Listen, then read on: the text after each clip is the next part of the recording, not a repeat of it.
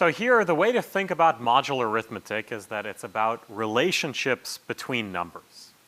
So some of these you've already seen before and are pretty familiar. So for example, if I take an even number and add an odd number to it, then I definitely get an odd number. And if I take an even number and add an even number, I get an even number. So even though these things are familiar even from elementary school, we're going to talk about generalizations and go a lot further with these ideas. Really, the way to think about this simple example is it's what's called arithmetic modulo 2. So by that I mean you're doing arithmetic, but you're only keeping track of the remainders when you divide by 2. So, for today's lecture, we're going to have the following key definition that's going to take this idea much further, which is we're going to say that two integers, a and b,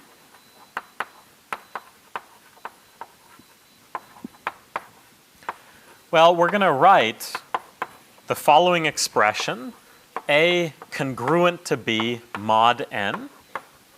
So this is pronounced as a congruent to b mod n. And we'll write this expression if and only if a and b differ by a multiple of n.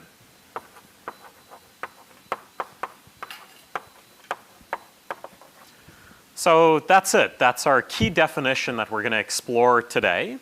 But we're going to see that there's a lot of meat to this in terms of understanding how to work with modular arithmetic. So another way that you'll sometimes hear modular arithmetic described is as clock math. So I'll explain what that metaphor means in a minute. But let me tell you the key result that we're going to use to reason about modular arithmetic. And this will also be something that's familiar from long ago. But we're going to state this a little bit precisely. This is really a corollary of what you learned in elementary school, namely long form division.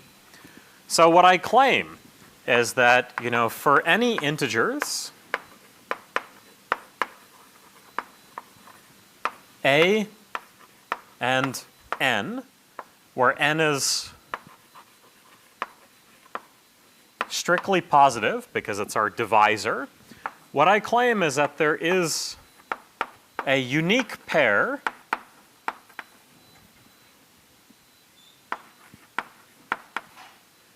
of, again, integers, q and r, and these are suggestively chosen because q is the quotient and r is the remainder, with the following property. We can write a as q times n plus r, and the crucial thing is that this remainder, r, is between 0 and n and cannot be as large as n. So it's really between 0 and n minus 1. So this is really the corollary of what we learned in elementary school about long form division. I can take any integer a and some divisor n, and I can write a as q multiples of n, and then whatever I have left over. And the crucial thing is what I have left over is an integer between 0 and n minus 1. So these are just the basic facts that'll help us make sense of modular arithmetic. And let's go over some basic facts about digesting what this expression means. What are all the equivalent ways to think about what this expression is saying that a is congruent to b? So what we're going to do is we're going to learn the language of modular arithmetic. It's a little bit like relearning arithmetic from scratch, but trying to remember what rules you're still allowed to do and what rules change. So let's be careful with this. Let's prove our first key fact, and this will be an extremely powerful fact. So what I claim is that this expression, a is congruent to b mod n. Well, we know what this expression means. A and b differ by a multiple of n. I claim that this is true if and only if the remainder of a divided by n equals the remainder of b when I divide by n. So this is a very intuitive fact, right? This is what was going on right here, is that we think about evens as being a set of numbers that are congruent mod 2. And that's if and only if the remainder when I divide by 2 is 0. And something is odd if and only if its remainder is 1 when I divide by 2. But this is true for modular arithmetic even more generally than this. So this gives us, a powerful way that we'll use this fact later to great effect for talking about the Euclidean algorithm. But for right now, let's just make sure that we're on the same page and that we can understand why this fact is true. So we can prove both directions of this implication. So let's prove the backwards direction. So let's suppose that A is equal to Qn plus R, and that B is equal to Q prime n plus R. So R is the remainder, so I'm just assuming that the remainder of A divided by n is the same as the remainder of B divided by n, because they both have the same extra term for the remainder. And now, what we can do is we can just remember what this expression means, right? We can look at A minus B, the difference between A and B, and we can write this as Q minus Q prime times n, and the R's cancel. So this gives us what we're looking for, right? The statement that A and B are congruent mod n is equivalent to the statement right here that their difference is an integer multiple of n, and Q minus Q prime is an integer. So we're good. We proved one direction. So this proves, the first implication that if the remainders are the same, then they're congruent mod n. And we can prove the converse direction too. So conversely, let's suppose that A is equal to Qn plus R, and B is equal to Q prime n plus R prime.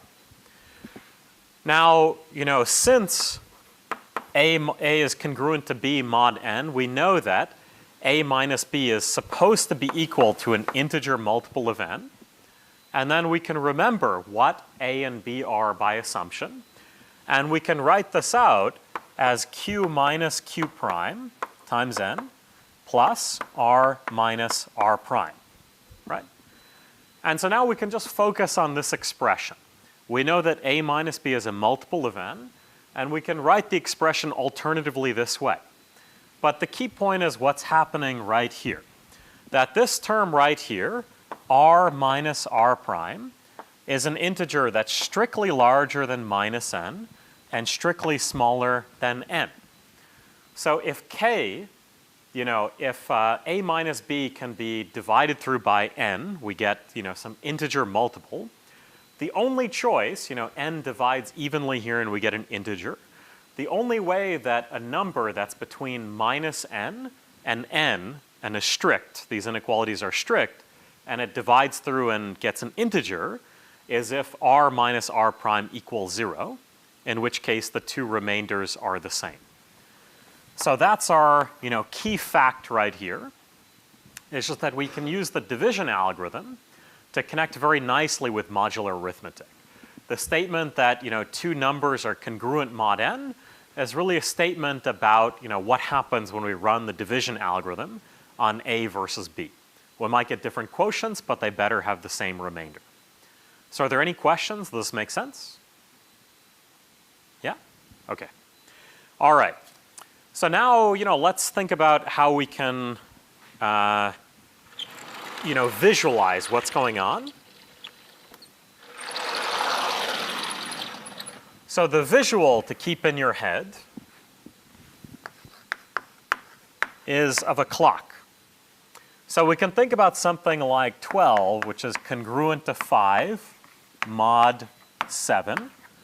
And what's really going on is that we take the integers 0 to 6 and we put them evenly spread out along our clock.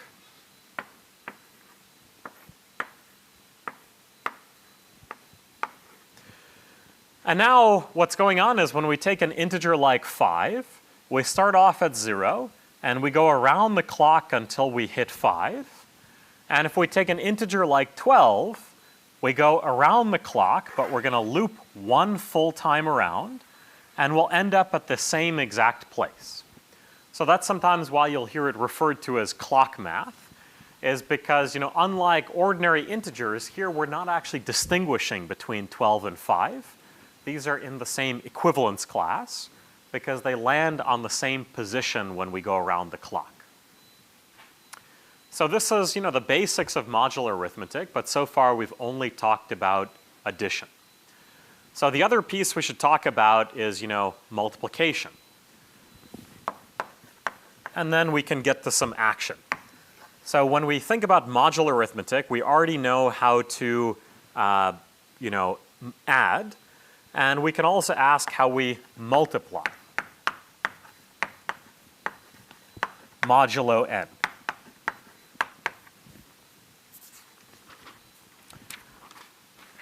So it turns out that you can kind of just do it. So if I have something like 10 is congruent to 3, again, modulo 7, I can multiply this by 12, which is congruent to 5, modulo 7. And one thing you can check is that you can just, do multiplication as usual, right? You can multiply 12 by 10 and I get 120. And on my right-hand side, I get 15, right? But really, 15 is congruent to 1 modulo 7 because I can take away 2 multiples of 7 and get back down to 1. So basically, when you're doing addition and multiplication, you can always just, multiply and add the way that you're familiar with. Just at the end, after you're done, you take out as many integer multiples of, the modulus as you need to get back to an integer that's between 0 and n minus 1. So a lot of things work out, very nicely. But, the way to think about this really is, if you were to try and unwrap what's behind this notation, the statement that, 10 times 12 modulo 7 is congruent to 1, right, is really the statement that a number with remainder 3 all happening modulo 7 times a number with remainder 5 modulo 7 gives a number with remainder 1, all modulo 7.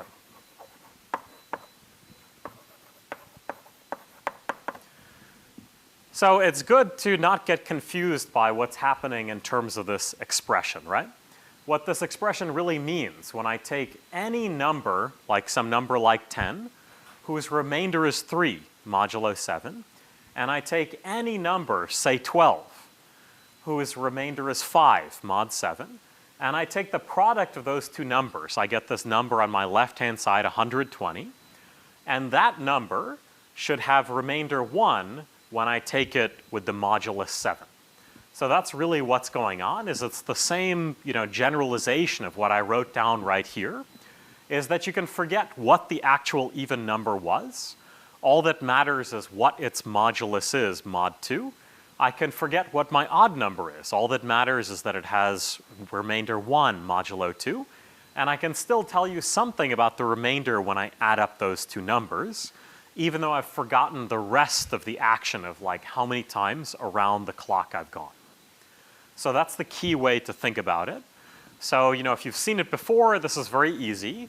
If you haven't seen it, this is, takes a little bit of wrapping your head around. So are there any questions about modular arithmetic, or does this make sense? Good? Okay. So, I'm trying to give you a lot of different ways to think about it. I'll also mention that you can think about these things abstractly too, right? So we'll talk more about this in the next lecture, but when I'm working modulo 7, then I can really think about it as something called a group that we'll talk a lot more about. And really, I can just think about the elements of that as being all of the possible remainders. And I have this table of how exactly to add up two numbers that belong to this set. Because when I add up remainders of 0, I get back to 0. When I add up 2 with 2, I get back to a remainder of 4. But see, I have interesting things happening here. When I take 4 and I add 4, I go back to the element 1, because that's the new remainder I would get when I take it modulo 7. And the same type of thing happens here. This is our multiplication table. You know, when I take something like 3 times 3, that'll give me 9. And when I subtract off the multiples of 7, I'm going to get back to 2. So really what's going on is that we're just redoing our addition and multiplication tables, just in the context of only keeping track of what the remainders are. Make sense? All right. So what I'm going to do is I'm going to tell you some more basic facts about modular arithmetic, and then we're going to do a demo just to give you a bit of a hint about why modular arithmetic is important. So, you know, as I promised, many of the things that you're used to with ordinary arithmetic go through just the same, and I'll point out the things that don't. So one of the properties that we know and love is associativity. If I have some number, you know, modulo 7, I can add two numbers b and c modulo 7, and then I can add to their result a, all happening mod 7.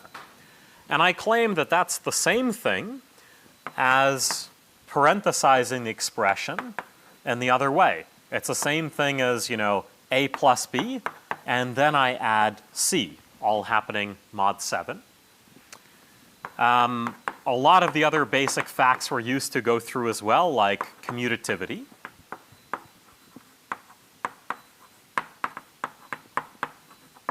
So in particular, a plus b modulo 7 is equal to b plus a. You know, that's the same thing as like even plus odd. It doesn't matter what order I add them up, I still get the same thing, which is an odd number. And, you know, last but not least, we still have the distributive property, which tells us, you know, how multiplication and addition interact. So if I'm multiplying over z7, a times the result of b plus c, that's the same thing as a times b plus a times c. So almost everything works exactly the way that you're used to, right? All right, so, you know, before we go too far into modular arithmetic, because we're going to be doing a lot of it today, I wanted to give you a little bit of a teaser for later about why we care about modular arithmetic. So it's not totally obvious, but, you know, modular arithmetic is a great way to accomplish a lot of things, especially in computer science. So we talked a bit about, you know, areas like cryptography in a previous lecture. You know, cryptography is based on modular arithmetic, so this will be a very important application for us later in the class. There are also some other really fun applications that also are from other areas of cryptography, which have to do with things which are actually invented here at MIT, about zero-knowledge proofs. So I'm going to need some help from the audience for this one, but, you know, let's imagine that you're home on a weekend and you want to watch an embarrassing movie with your friend. Now, you have some favorite movies you might want to see, but you don't want to admit to, you know, liking that movie unless your friend likes it too. I mean, this is a common problem, right? You know, maybe if you both like the same embarrassing movie, you would then watch it, and that's fine. But otherwise, you know, if you don't both want to watch the movie, you want some kind of plausible deniability, right? I don't like that movie, right? So what are some examples of embarrassing movies that you guys actually like that you might be a little embarrassed to admit? Don't be shy. You guys don't like any embarrassing movies? What? We can't move on with the lecture until you guys give me something here. I don't have anything on top. Okay, what are embarrassing movies your friends like? Your friends might like? Shrek? Shrek's okay, all right. Barbie maybe? Barbie, okay. Barbie movie's great. All right, we're gonna have a fight breakout. Like, this is just the correct answer, I think. Morbi? I have no idea what that is. It's like constantly Okay. because it's so bad. Okay, Morbius. Oh, wait, what's that? The Room. The Room, okay. The Room. I was gonna go with, what's this? Okay, I don't know. All right, let's go with Morbius. So can I have 2 volunteers from the audience and then I'll explain the game? Who's gonna come up here? Don't be shy. Yeah? All right, one more. Let's do it. All right. So let's explain how, modular arithmetic and clock math is gonna help us, answer this question. What I'm gonna do is I'm gonna take 5 cards. 3 are red, 2 are black. Let's pretend that I don't keep track of the fact that it's a 2 and I just know the color of it. So what I'm gonna do is I'm going to give each of you 1 black and 1 red card, okay? And then what's gonna happen is I put down this 1 red card in the middle. Now what they're gonna do is they're gonna decide whether they like the embarrassing movie or not, which they wanna see on the weekends, which I guess is Morbius, which I should look up after class.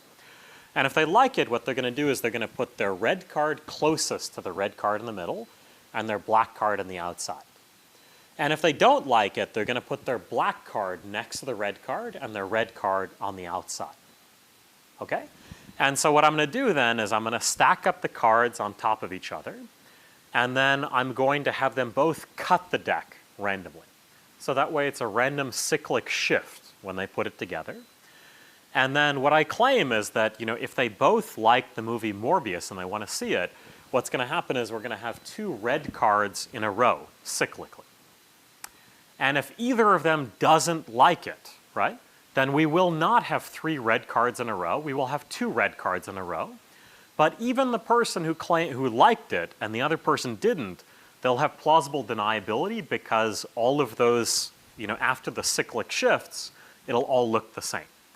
So let's try it out. Do you guys want to see Morbius over spring break? So I won't look, put down your cards, and then we'll see if we've got a match. All right. And just for security purposes, I'm going to ask each of you just to cut the deck. So just take up, some number of cards and put them on the bottom. Perfect. And then cut the deck randomly. We'll pretend we didn't see how they cut them. And what I'll do is I'll put them out in order. And unfortunately, we don't have a match. So can you tell me what you guys answered? I answered no. Yes. You put yes, okay. So even though he put yes, he can save face and say, I never liked that movie anyways. So this is what's called a zero knowledge proof. Thanks for your help. And it uses just clock math types of things. So it turns out that, once we have the basics of modular arithmetic, there'll be some amazing things we can do with it, like being able to privately compute functions, be able to execute cryptographic schemes. But for this lecture, what we're going to be doing is we're just going to be building up the basic mechanics before we can apply it in action in some of the later lectures in class. Okay, so now let's roll up our sleeves. All of this stuff was pretty natural. It works kind of the way you would expect it to. But now we're going to get into, one piece of the puzzle that, makes it really interesting and different than ordinary integer arithmetic. So let me tell you the key question, which we're going to spend a few minutes answering. What I claim is if I look at that, table, I'm going to have some examples of, elements that have multiplicative inverses. I'll tell you what I mean by that. But my key question is going to be, when I'm working, say, mod 7, does every element have a multiplicative inverse?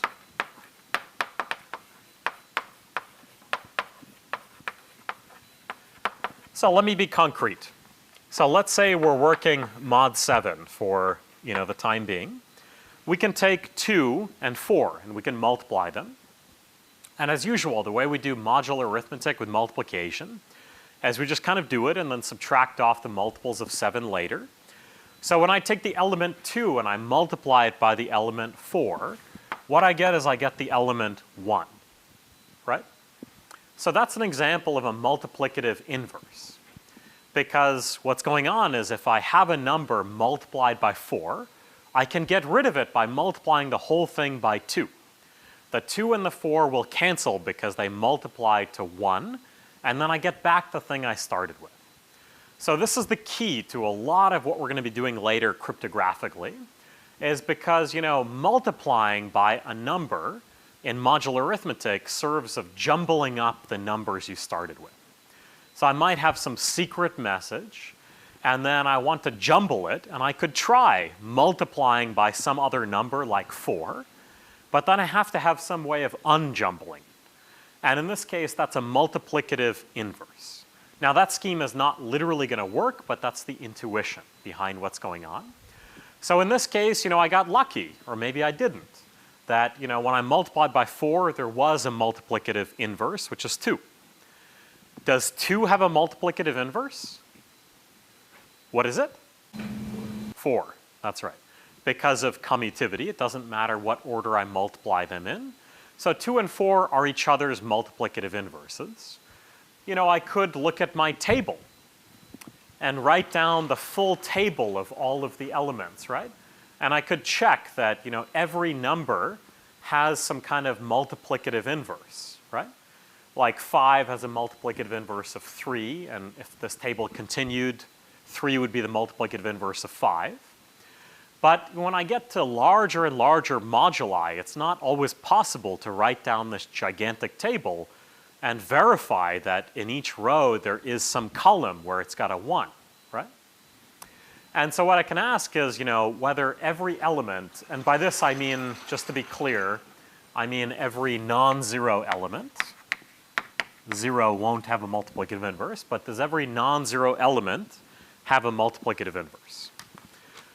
So this will be a key question which occupies us for a little bit of the rest of the lecture, is answering this question, because we're going to build up some mathematical theory of not only why does every element have a multiplicative inverse when we work modulo a prime, but how exactly I would find it without actually writing down the entire table. So that's our plan of action. And let's go back to, we're going to use this fact I mentioned, the fact that A is congruent to B mod n, if and only if the remainders are equal. We're going to use this to great effect. So let's just start with some very natural definitions, and it'll lead us to the answer to this key question. So first of all, I'm going to define another key quantity, which is called the GCD, the greatest common divisor.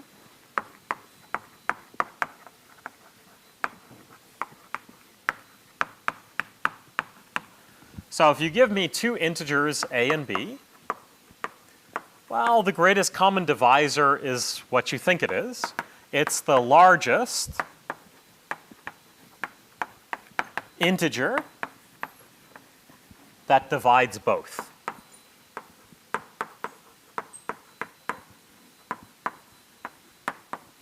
Okay? So it could be 1, for example, if there's no integer larger than 1 that divides both. But we'll take this as, our definition, the GCD. And, really, it's not so obvious right now, but, the following question is going to help us answer this problem about multiplicative inverses. So, I can ask the question, how can we compute the GCD?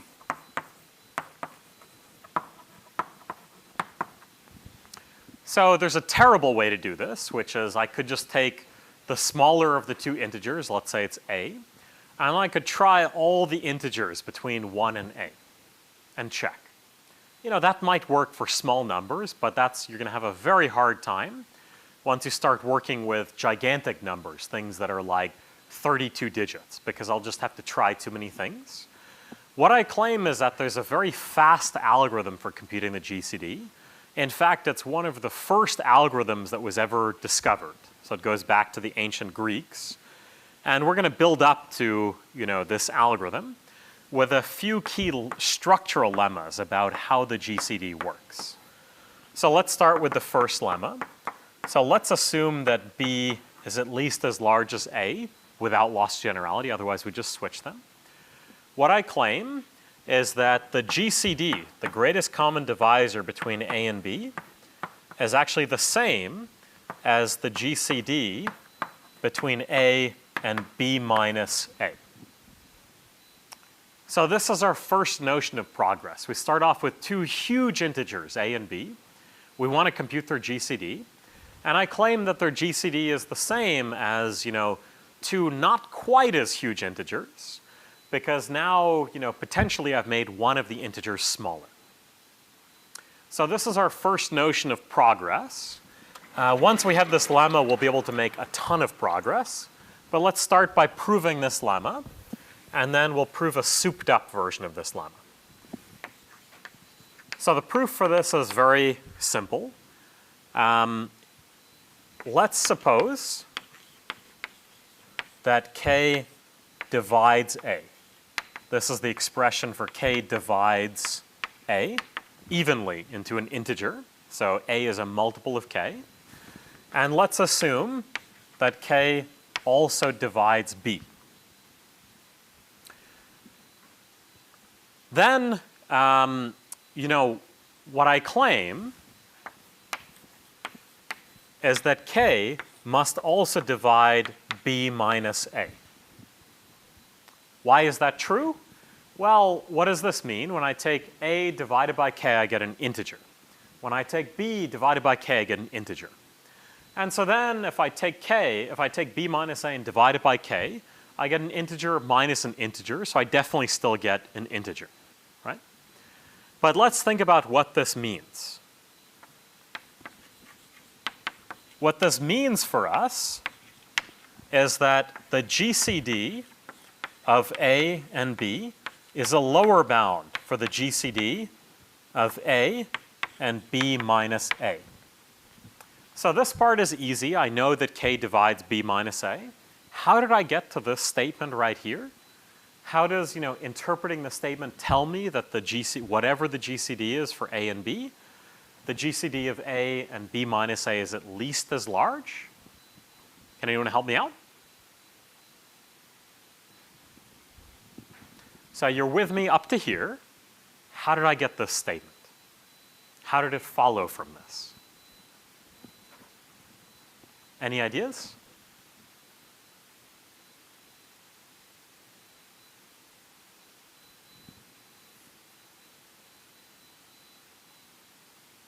Let me give you a hint. So mechanically, I'm not telling you I know what the GCD of A and B is. I'm telling you whatever the GCD is, let's suppose it's some integer k, that the GCD between B and between A and B minus A must be at least as large. How can I guarantee that fact? Or ask a question. So either give me an idea or ask me a clarifying question. But this is important. Proof that anything dividing left hand side divides right hand side. Yes, perfect. So one way to think about this is, what am I saying here? Whatever this GCD is, let's imagine that it's k, right? Well then, I know that k, from the statement, if k divides both a and b, then k must also divide a and b minus a. That's literally what I just proved.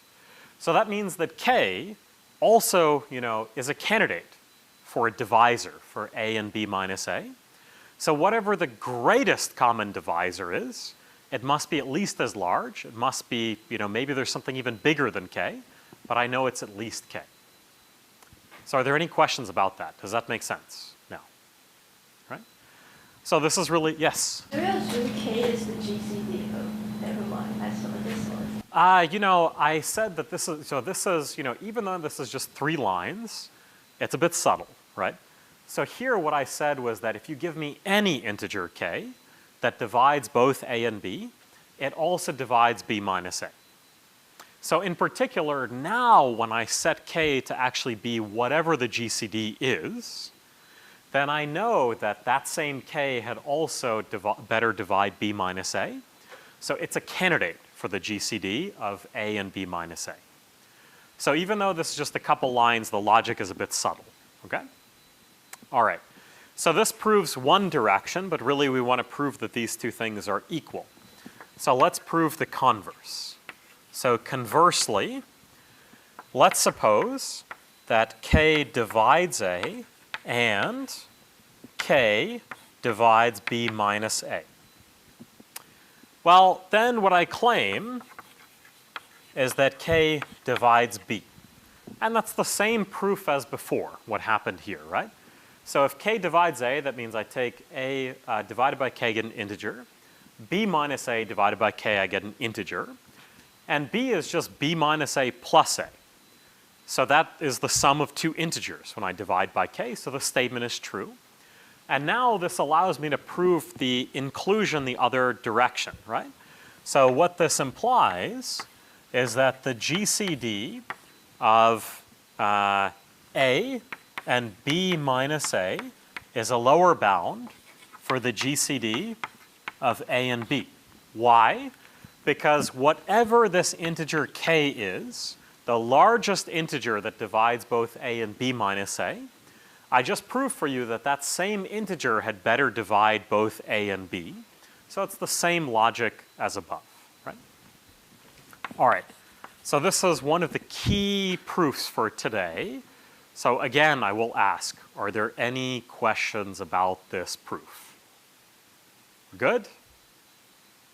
Speak now or hold your peace until the next office hours or something. Okay.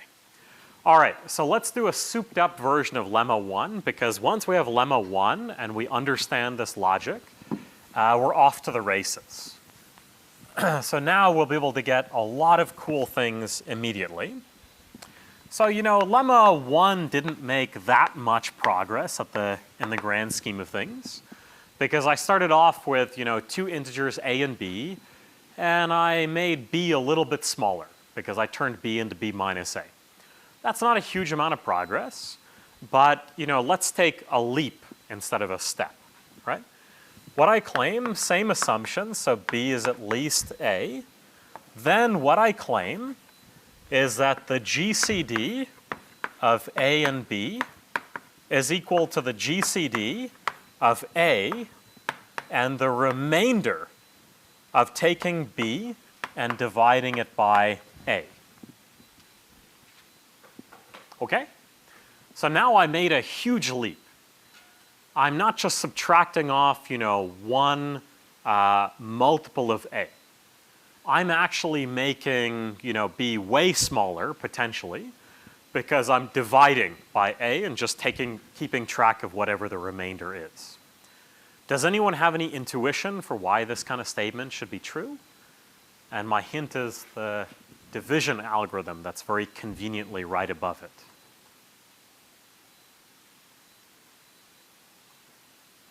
Let me give you a hint. So let's say that we write b as equal to q times a plus r, because that's what we get when we do the division algorithm. And so what I'm saying is that I can replace b with r, right? So what I'm doing really is I'm not subtracting off one copy of a, but I'm doing something a bit more aggressive. So does anyone have any hints about how this proof ought to go? How should I do it? Yes? Repeatedly use. Perfect. That's exactly right. So it's just a repeated application of lemma 1. Perfect. So by the division algorithm, which is conveniently right above, well, what I can do is that the GCD of a and b is equal to the GCD of a and b minus a, which is equal to the GCD of a and b minus 2a, all the way down to it's equal to the GCD of a and b minus qa, which is of course the same thing as r, the remainder. So it's just a repeated application. So why do I keep subtracting off one multiple of a per time? Instead, I can just jump to the end and do division, right? And now I make a huge amount of progress, right? Because, we won't prove the progress bound, but it's very easy to prove. The point is that if a and b are like really close to each other as integers, then I'm going to make, a huge amount of progress in one of my two steps. If a and b are very far from each other, all of a sudden the larger of the integers goes down to being as small as a. So either way, what ends up happening is you get this gigantic speed up in the algorithm. But, let's think about just a numerical example to see what this algorithm looks like. And this numerical example, is really just the Euclidean algorithm in action. So, so the Euclidean algorithm works as follows. All you do is the GCD of AB is equal to the GCD of A and B1, where, B1 is equal to the remainder of B and A. And then this is equal to the GCD of A1, B1, where A1 is equal to the remainder of taking A and dividing by B1. So we just alternate back and forth. We divide one of the things by the other, take the remainder. And now we take the smaller of the two, which now in this case, is B1. And we take A divided by B1, and that gives us our new A1. So we just keep alternating back and forth until the end, okay? So let's actually see a numerical example of this just to make sure that we're on the same page. So, in action, let's do it for some large integers. So we could look at something like the GCD of 46 and 360. Kind of hard to do in your head, but if I were to do out the division algorithm, well, the first step is to take 360 and divide it by 46, right? And what I'll get, the remainder is going to be 38. So I replace b with its remainder when it's divided by a. And now I just divide things the other direction. So if I take 46 divided by 38, I'm going to have 8 left over. So I'll get that this is equal to the GCD of 8 and 38. And then I'll divide things the other direction. I'll get the GCD of 8 and 6, because I'll have 6 left over when I take 38 and divide it by 8. And then I'll take the GCD again, and I'll get 2 and 6. And now I get no remainder, the GCD between 2 and 0. So my Euclidean algorithm stopped, but what's my answer? 2. That's exactly right. Because the key point is that what lemma 2 tells us is that in each step we're not changing the GCD. And what is the greatest common divisor between 2 and 0? It's just 2. Because 0 gets divided by everything perfectly fine. Okay. So that's the Euclidean algorithm, which we now understand. And what I claim is that it's actually going to help us answer that key question. It's not totally obvious why it does and what it has to do with it. The key is really taking this algorithm and doing more bookkeeping. And that's called the extended Euclidean algorithm.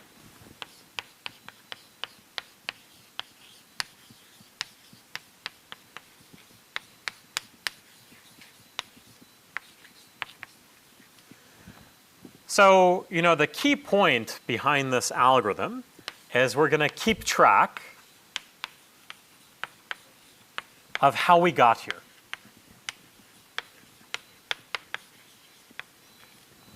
So, for example, when I start off with the state 46, 360, right? Because I want to compute the GCD between these two things. Instead of just replacing 360 with its remainder, I'm actually going to keep track of, what integer multiple of 46 I subtracted off to get the remainder. So that's the key point, is that my next state in this transition, 46 stays the same. But instead of just having 38, I'm going to keep track of it as 360 minus 7 times 46. Okay? Why am I doing that? We'll get into that in a second. But now same thing happens here, right? So when I had, this number, which is 38, and I knew that I had to subtract off one copy of it from 46 to get my remainder 8, right? So I'm just going to subtract it off wholesale, subtract off, this entire expression. And what this will give me is it'll give me 46 minus 360 minus 7 times 46, right? And then on the other side, I still have 360 minus 7 times 46. So this seems kind of strange because I just took a beautiful algorithm that's very simple to understand and analyze, and I just made it a lot uglier by keeping track of all of these things, right? But the key point is, if you look in these steps, the intermediates that I have are all integer linear combinations of the two things I started off with. Originally, I have 46 and 360, and all of the numbers that I get in between are some kind of integer times one of the numbers, 46, plus an integer times the other number, 360. So at the end of the day, when I get the answer of 2, what I've really done is, when I keep track of these integers along the way, I found some integers s and t, so that 46 times s plus 360 times t is equal to 2. And my extended Euclidean algorithm will not just compute that the GCD is 2, but it'll find the integers s and t that make that be true, right? And so what's really cool about this expression, if you think about it, right? Let's say you didn't trust me. Maybe I'm certainly prone to making algebra mistakes like everyone else. Maybe I made some algebra mistake along the way here. And I just tell you the answer that I got 2. One thing you can do is you can check that 2 actually is a divisor of the two things I started with, right? So if I have, 2 as my candidate answer, I can check that it really does divide both 46 and 360. But how do I guarantee you that there's not a bigger divisor of both of them, right? And so the key point is right here. Imagine there were a larger integer that divided both of them. 4, 6, something like that, right? Imagine I had some integer k that was larger than 2 that divided both 46 and 360. I claim this expression proves for me that it cannot be a divisor of both. Because if k really did divide both of these things, 46 and 360, when I take the left-hand side and divide it by k, I'd get an integer times an integer plus an integer times an integer. That's an integer. But my right-hand side is not an integer. So this is actually a certificate that your answer cannot be any smaller. So you don't even have to trust my work, because at the end of the day, the s and the t I find are the proof that I found the largest possible GCD. Does everyone understand that? Okay. So now let's connect it back to our key question, right? And I'll just state this as a lemma first. This is really the thing which came out of our proof, is that, given any integers a and b, what I claim is there exist integers s and t with the property that sa plus tb is equal to the GCD of a and b. And that's just the abstract version of what we just did in this specific example. But now we're in good shape to answer this question, right? So, let's return to this, right? And let's ask, why does 4 have a multiplicative inverse? mod 7. Okay? Well, let's think about it in the context of the Euclidean algorithm. So the GCD between 4 and 7 is what? 1, right? Because 7 is prime. Now I can use this lemma. You know, if the GCD between 4 and 7 is 1, what it means by lemma 3 is that there are integers s and t, so that 4s plus 7t is equal to 1. Okay? And what I claim is that this implies that 4 has a multiplicative inverse. You know, we know the answer is 2, but from this expression, what I claim is that my multiplicative inverse of 4 is s. When I take 4 times s, I'm going to get 1 minus 7t. So it's actually 4 times s is congruent to 1 modulo 7, because all of those integer multiples of 7 go away. So that's actually the proof of why not just 4 has a multiplicative inverse mod 7. Why does every number that's non-zero have a multiplicative inverse mod 7? Is just because for any other number b here, I know the GCD between b and 7 is 1 because 7 is prime. And I know that means there's an expression bs plus 7t equals 1. And in that case, s would be my multiplicative inverse, right? So even more generally, the GCD between b and 7 is 1. This is true for any non-zero b. And this would then imply by lemma 3 that b times s plus 7t equals 1. And that means that you know, this expression right here, s, is b inverse. Okay? So this actually answers all of our questions, right? So we had this question, does every element have a multiplicative inverse? That's true, as long as the modulus is prime, right? I had this question, how could I compute the multiplicative inverse? So if I gave you some large prime p, and I gave you some non-zero element a, how would I compute the inverse of a mod p? Does anyone have any ideas? The answer is on the board someplace.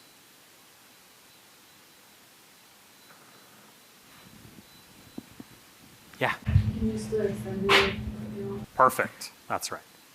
So I would use the extended Euclidean algorithm. I would apply it with not 46 and 360, but a and p. And I already, you know, my point of doing this isn't to compute the GCD. I know the GCD is 1. My point is to find this expression, the s and the t. And then that s that I find will be the multiplicative inverse. That's exactly right. So this answers, you know, basically all the questions we could want, right? In fact, there's even a more subtle question which we can answer too. You know, if I have a modulus that's not prime, like, you know, 6, it turns out that 5 has a multiplicative inverse mod 6 because the GCD of 5 and 6 is 1. So you'll actually have a multiplicative inverse, you know, when you don't have a prime modulus, just for the things that don't share a common factor.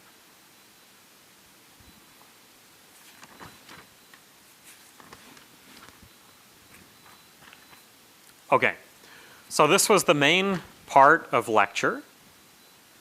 But now what we're going to do is we're going to do one last cool application of modular arithmetic in the last, you know, few minutes of class. And this is another really important topic. Tons and tons of applications. So I'll tell you, you know, the math riddle. And then I'll tell you some applications of this, you know, once we solve it.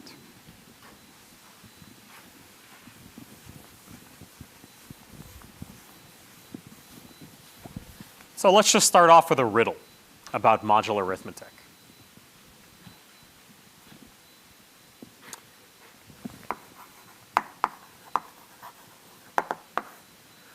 So let's say we've got a treasure chest.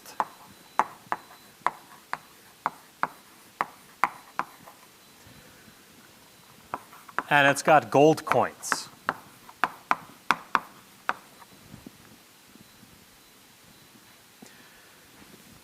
And let's imagine, I promise you, that if this treasure is divided into groups of 5, I'm going to have 4 coins left over. And let's imagine, same thing, if it's divided up into groups of 7. What I'll have is I'll have 1 coin left over. So there are many possible answers to how many gold coins there could be, but what I'll be interested in is what's the smallest number. So what is the smallest number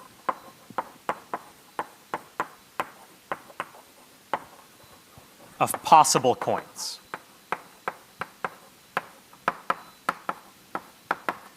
So that's our key riddle for the rest of lecture. Of course, this riddle is going to lead to, a very interesting statement in its own right that's powerful. And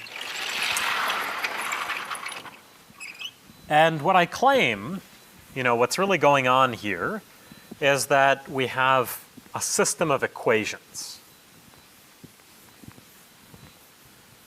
But the key point, which is different than like the system of equations you've seen, before, is that these system of equations are really in modular arithmetic, right?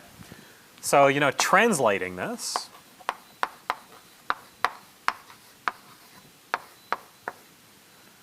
so whatever we want to solve for n, which is the smallest number of coins that could be the answer. So we know that n is congruent to 4 mod 5. That's literally just using the definition, right? Because, what that means is just that 4 is the remainder when we divide n by 5. And the second statement is that, n is congruent to 1 mod 7. So it turns out that we can guess the answer here, but I'll tell you more formulaically how to find it. So if you take, for example, 29, then this works. It solves the system of 2 equations in different moduli. But actually there's a much more general result. I guess today is the day we're doing ancient results. So this similarly, like the Euclidean algorithm is, one of the oldest algorithms. This is a fairly old statement too. It's due to a Chinese mathematician, Sun Tzu Xuan, in the 4th century.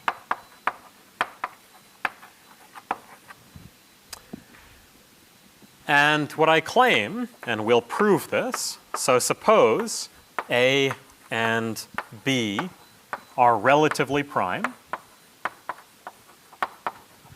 By that I mean, they don't both have to be prime, but they share no common factors besides 1. Their GCD is 1 between them. So imagine that A and B are relatively prime. A and B will play the role of 5 and 7 here. So just to be clear, this means GCD of A and B equals 1. And we have some unknown n that's between 0 and AB minus 1. Then what I claim is that if we think about the system of equations, n is congruent to R mod A, and n is congruent to S mod B, then what I claim is that there is exactly one solution.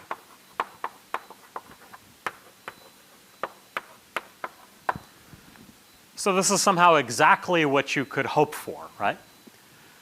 I'm only telling you 1 out of A possibilities here, right?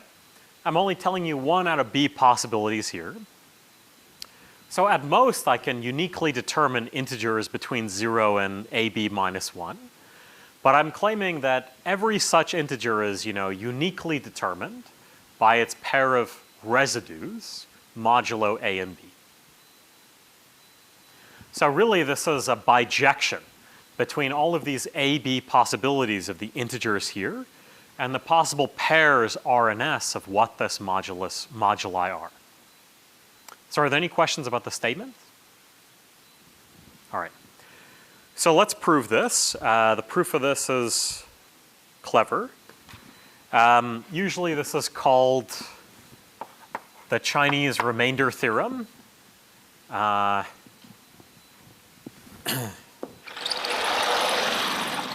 let's prove this fact. This will use a lot of the properties about the Euclidean algorithm and modular arithmetic that we've been developing for today's lecture. And then if we have time left over, I'll tell you a cool application just to get some intuition for why this Chinese remainder theorem is so powerful.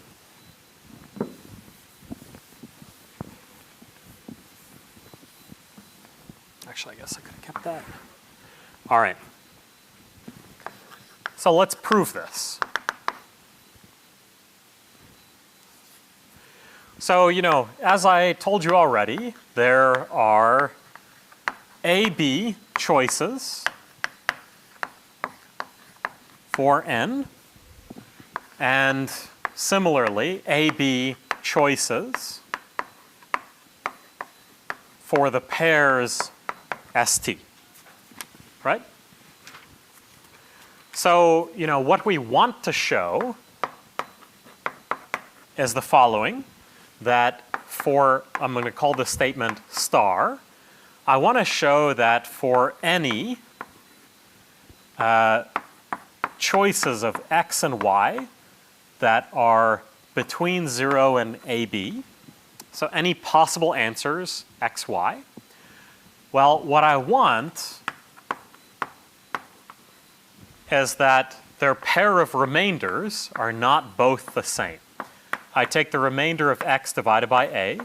I look at the remainder of x divided by b.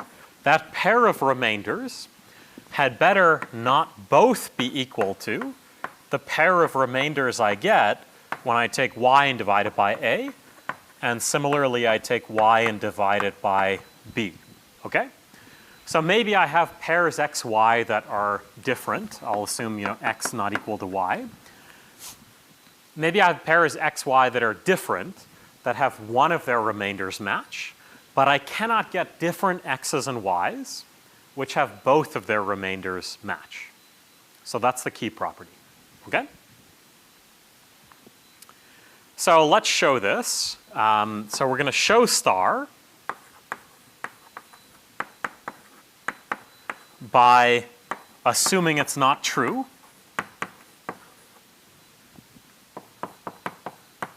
and creating a contradiction. So this proof will be short, but the logic is pretty clever for this. So, let's assume that we have a pair x, y that are different, that are between 0 and AB, which have both of their pairs of remainders exactly identical, and let's produce a contradiction.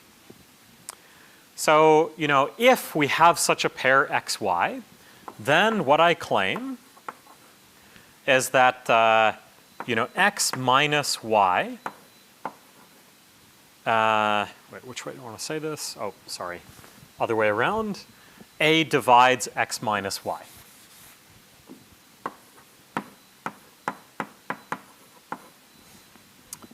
Why is that true? So we're assuming that this statement is false. Why is it true that A divides x minus y?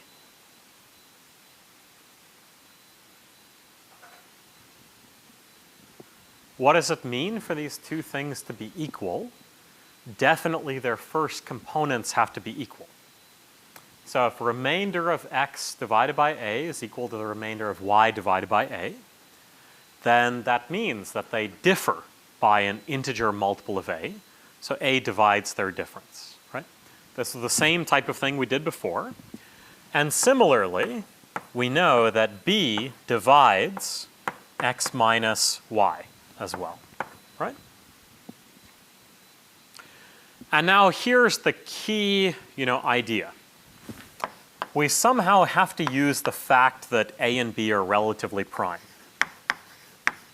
We know by assumption that the GCD of a and b is equal to 1. And what this tells us, it means that AB, the pair of them, divides x minus y. So this is the key thing. This isn't always true. If I had two things, I had like, 6 and 9. If I knew that 6 divided my integer and 9 divided my integer, it would not imply that 54 divides my integer, because maybe I only have 2 powers of 3 sitting in there.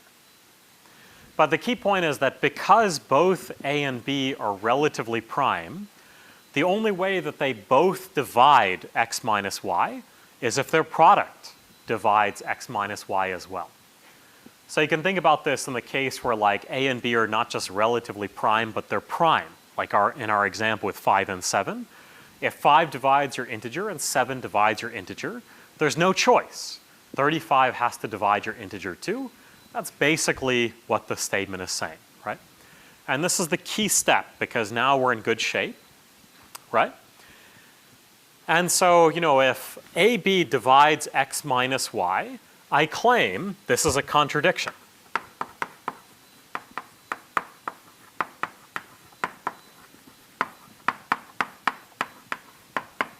So someone make me happy.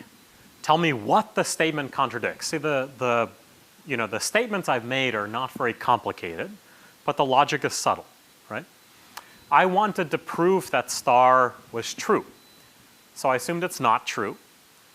I assumed that there was a different pair xy where they were both between 0 and a minus and ab, where a divides their difference and b divides their difference, and I concluded that ab must divide their difference. But now I claim I'm done, and I've actually contradicted something. If x and y are different, then they have to be off by at least AB. That's exactly right. That's right. If x and y are different and are between 0 and ab, they cannot differ by a multiple of ab. That's impossible. It's the same type of logic we used earlier. So this contradicts what we started off with. And what this means is that, hence, the Chinese Remainder Theorem is true. So very, very clever proof. Okay? Makes sense? And if you have any questions about these things, you should sit down and make sure that you can reconstruct the logic yourself. This proof and the proof of lemma 1 are not hard, but really, one of the things with doing proof-based math is it's one thing to be able to verify line by line the steps as someone is giving them to you. But to really understand, deeply, you have to check whether or not you can reconstruct these things yourself. These types of things often happen on tests where you think that you understood something, but when you're forced to come up with it yourself, it's much harder. So that's just a piece of advice, yeah?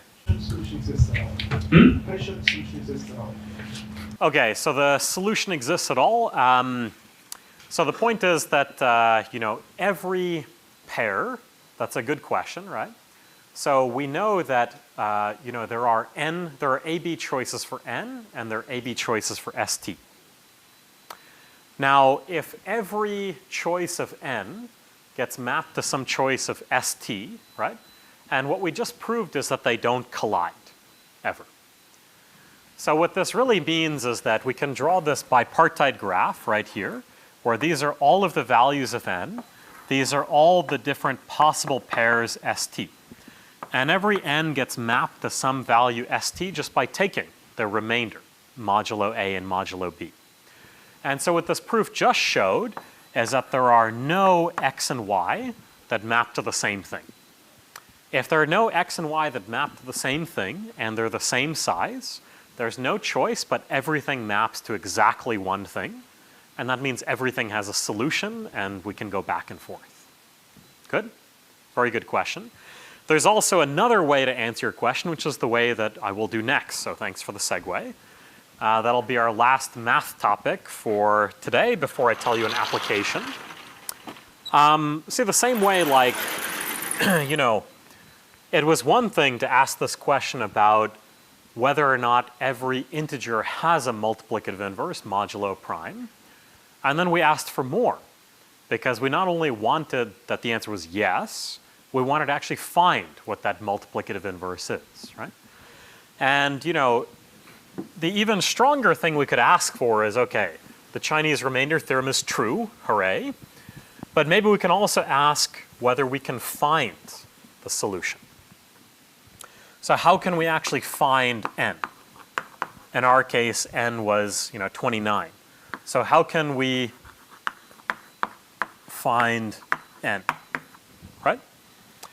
And so here's, you know, the step-by-step procedure for how we would do it. So first thing is that we write n is equal to kb plus t, right? So this is just the statement that if I take n and divide it by b, the leftover will be t. And I don't know what k is. So this just captures, you know, one of my modular equations, the second one, right? And we know that k is going to be between 0 and a, just because we know that our answer, you know, is supposed to be at most ab, right? And so what we can do is we can take this expression, which is just an integer expression, there's no modulus here, and we can take mods on both sides. We know that this implies that kb plus t is congruent to s mod a. This was our first equation, and now this was our second equation in these modular constraints, right? Because this unknown integer n, we know it should be equal to t mod b, and same thing, it should be equal to s mod a, right? And so what this implies now, if we just rearrange things, is that kb is equal to s minus t mod a. So, you know, just to emphasize, we know s and we know t because those are the constraints in our system of modular equations. And what we're looking for is what k is, right? So now, does anyone have any ideas how we might solve this equation to figure out what k is? So what's the key idea? How can we solve this equation? Perfect, that's right. We can just multiply by the multiplicative inverse of b, which, why does it exist? Because the GCD of b and a is 1 by assumption.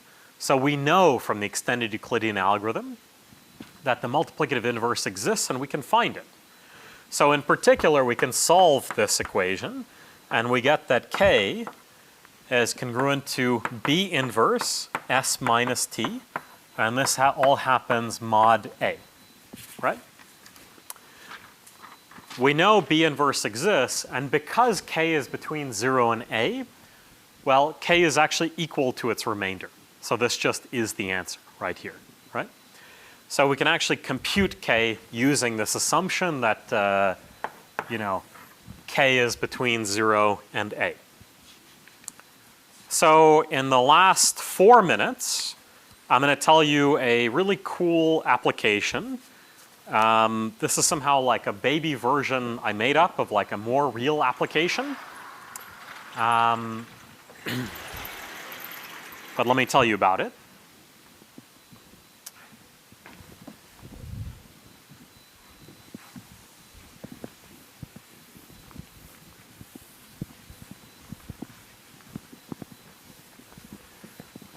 So last time for my demo, I asked you guys what are embarrassing movies you like, and I got, you know, much less exciting answers than I usually get, so you guys got to work on that. But how many people here stream stuff online? There are people who didn't put their hands up? How many people stream stuff online? How many people stream stuff illegally online? Oh, I saw you. Okay. Okay. So let me tell you about a cool application which has to do with streaming, which is something related to fountain codes. Really, fountain codes are a whole topic in their own right, and this is a hugely simplified version. But imagine I've got some giant file, n. And I have not just, I'm representing the contents of the file as some gigantic integer. So this is a truly huge integer, right? Not one I'd want to compute its factorization for by hand or anything. But now I have not just one person, but many people streaming, right? Maybe it just came out like a new season of Stranger Things or something. And everyone's trying to stream the same thing. And one of the ways that you can reconstruct the file is imagine, I'm just going to sit out there broadcasting a bunch of snippets of the message. So what my snippets are going to look like is it's going to look like some modulus, A1, and then I'll take the remainder of n divided by A1. And I'll do this for a whole different choice of these AIs. So I'll choose a whole bunch of primes, AI. I'll tell you what the prime is, and then I'll tell you the modulus. What the file contents look like as a huge integer, modulo A1. Okay? So, how can you reconstruct the file?